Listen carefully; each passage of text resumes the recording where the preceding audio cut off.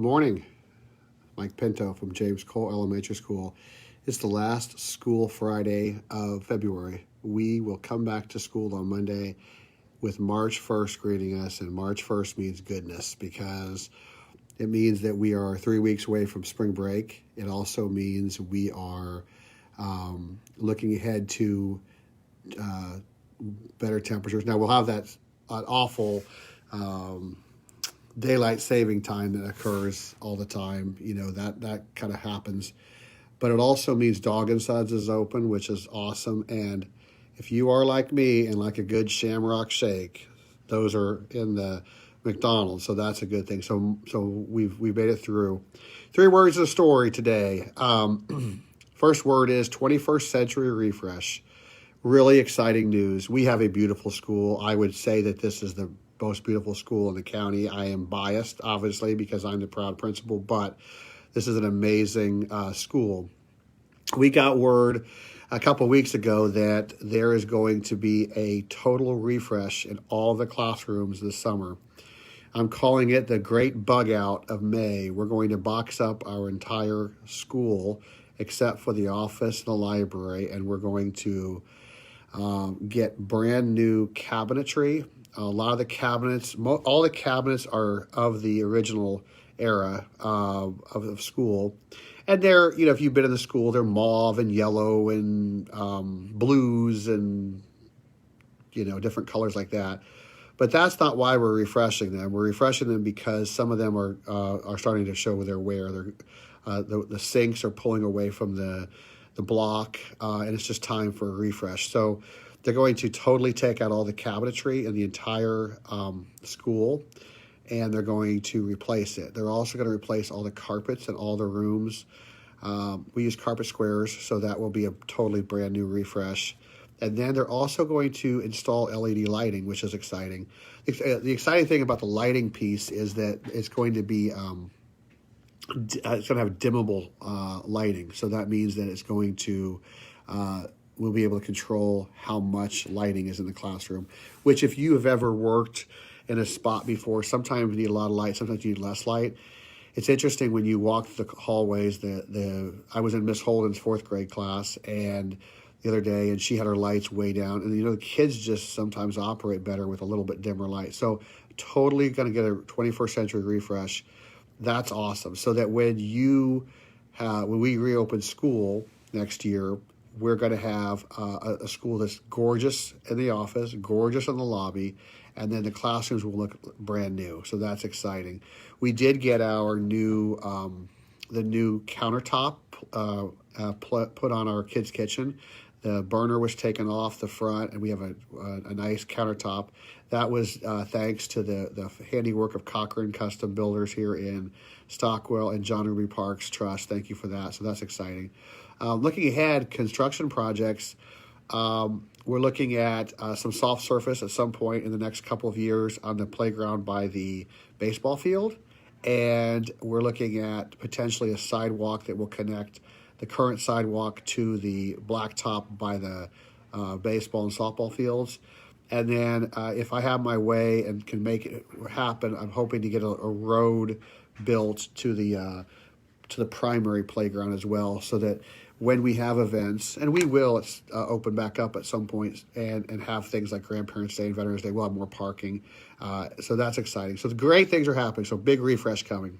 Number 2, the second word is ownership. We are working really hard on ownership this week. We took a lot of pride and personal best focus to start the week.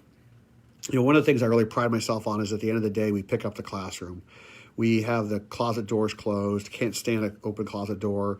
The floor is picked up, so all the papers off the floor, all the pencils, all the books, all those things. The tabletops and desktops are cleared, and the chairs are all stacked. That allows our custodians to clean the building. There's a difference in my mind between cleaning up the building and cleaning up after, and I think that that ownership piece from the kids is important. So we've worked really hard on that. They've done a really good job. I'm asking you to extend that ownership piece at home. You know, ask your child to put away the dish into the sink or into the dishwasher. put away their clothes, their coat and their hat and their book bag. Don't just drop it and go. Do that ownership piece, and also understand that there are consequences. We have had some students make some poor choices with some property where they've scratched or etched or done things like that, and they've had to pay for those pieces. And we've had our school resource officer, Officer Rush, talk to some classes about vandalism. We have to own our actions. There's a consequence to it. One of the things we're really struggling with, and we're going to ask for your help on it, you got an email from me as well, is we have to own the fact that we have library books that are borrowed. They're, the great thing about libraries, you don't buy them, you borrow when you bring them back, and they're reused. But what we're seeing is children are not owning their books. They're not keeping them in a safe space, and so they're not coming back. And then they're not having books at school, or it's time for checkout, and they have all these books to do. So we're going to have to start offering some invoices for lost books. And what we're finding is that some of the times the kids just have their books shoved to their desks. So we've worked on owning and ownership in our desk area, and also owning the fact that when we take things home, we put them away. So really work on ownership, taking pride in yourself and your belongings and how you do things so that you can keep yourself organized. That's really important. And the last word is calendar. Looking ahead, we talked about March when we started this broadcast. March 1st comes up.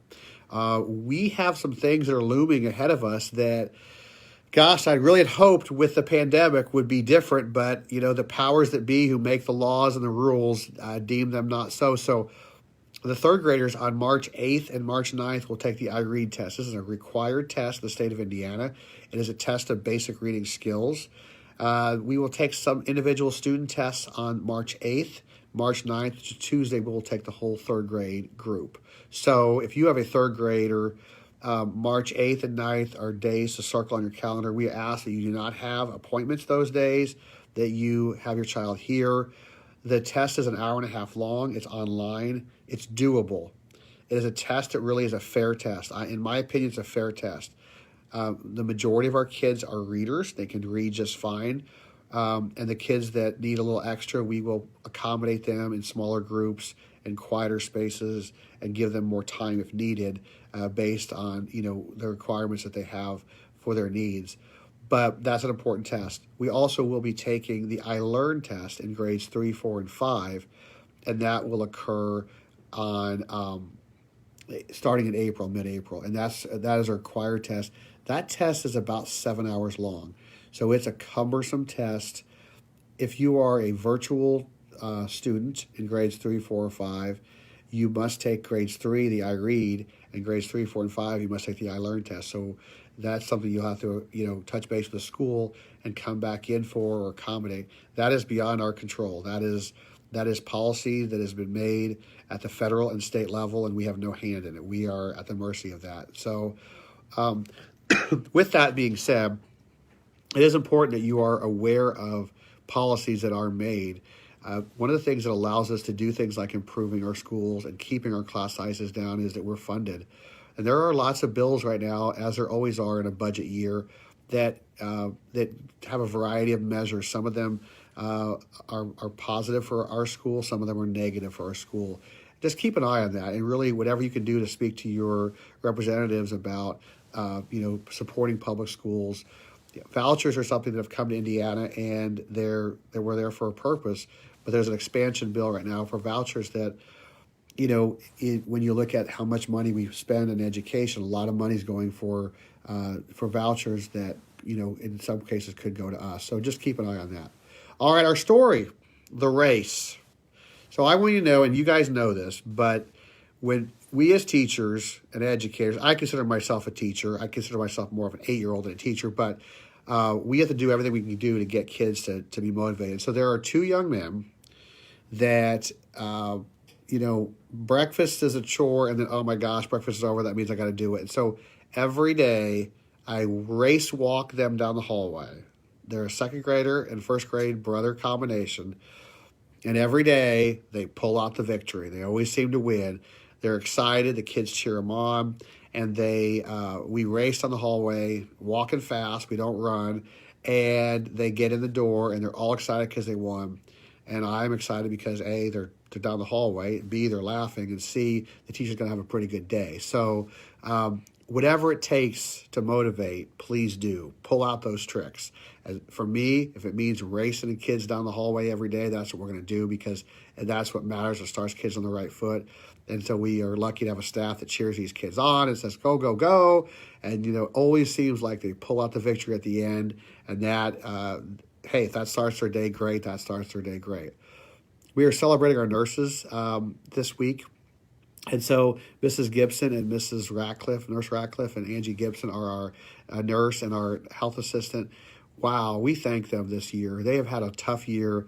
I've been listening in on some conversations at times when Mrs. Gibson's had to call you and say your child's quarantined, and it is not pleasant. We do not want to do that. They've done a really good job in that whole situation.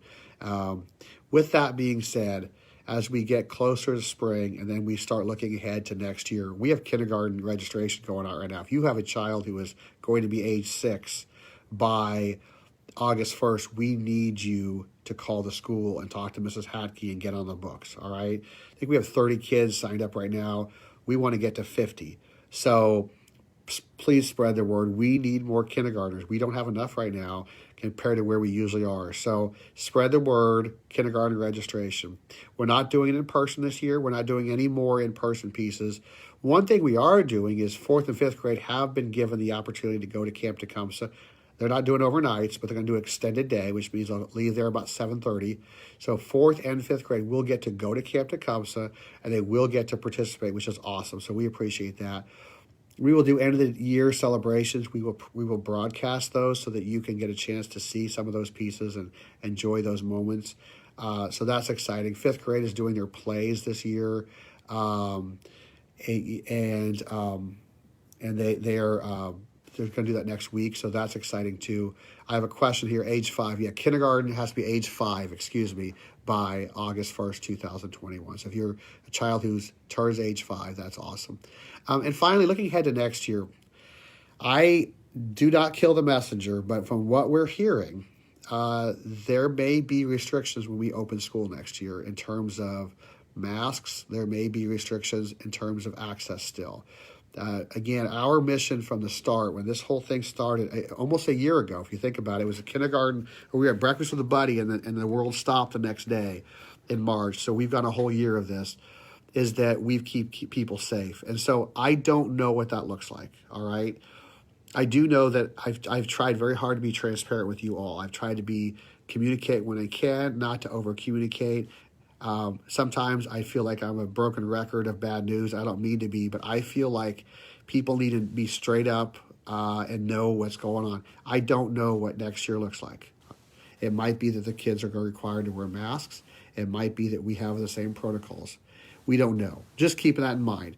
I have learned in my experience in life that when I get ahead of myself, when I think about something, I think I got it all figured out, and then it changes, I'm disappointed. If I could come in and say, guess what, they lifted this restriction, it's so much better of a mindset than I think it's going to be a certain way and the restrictions put back on in my head. So right now we're operating, we're safe, we're doing recess, we're doing lunches, kids are good. You guys are operating in a way, it's not the same, but we're making it do. Your kids are happy they're coming to school. So in your head, if things stay the way they are for a little bit next school year, you can live with that. I'm hoping I can come on and say, hey, these are all the things that are no longer required, and that's awesome. But just know that at this point, we don't know, and that's the hardest part. People want to know, they want answers, and we're getting them as fast as we can to you. Dr. Hanback is the main vessel for TSC, but just know that we're looking at next year, looking at PTO, we're looking at events, we're looking at those things. Some of these things I just don't know yet, and we're going to plan them as tentative, and if we have to pivot, we will. Fair enough. That's the best I can do. And like I said, I've tried very hard to be transparent with everyone from the start of this whole process and to say, hey, here's what I know, here's what I don't know, and move on from there. So that's all I've got. 3 words of the story, 21st Century Refresh, going to be awesome. Ownership, help your kids own their possessions, their belongings, and themselves. Calendar, good things are coming. And, baseball's about to start. I think they're still accepting registrations. I think maybe That may be closed, but and then the great race, whatever it takes, do it. All right, keep your kids motivated. We finish the 9 weeks, not next week, the following week. So you have 2 more weeks until report cards. Then the NWA scores will be emailed out to you guys all. It will be in after March 19th because the middle school is taking them starting next week. So we have to wait till that closes. So you'll get those results as well. Thank you to everyone who participated in the student-led conferences. I hope you learned a lot. And it looks like thank you for the comments. I'm getting better at this. Laramie Summer Rec, softball and baseball, open till the 28th. So you have till Sunday. Sign up for baseball and softball if you want to. Nothing better than a good baseball. I think that's it. Hey, stay safe. I hope these little chimes are helpful. And have a great Friday. If you can get to Dog and Suds, not much better than the coleslaw and a chili dog at Dog and Suds. And if you can wash it down with a root beer and then a dessert of a Shamrock Shake, that is Mike Pino's best day. Have a great day, everyone. Thanks for listening.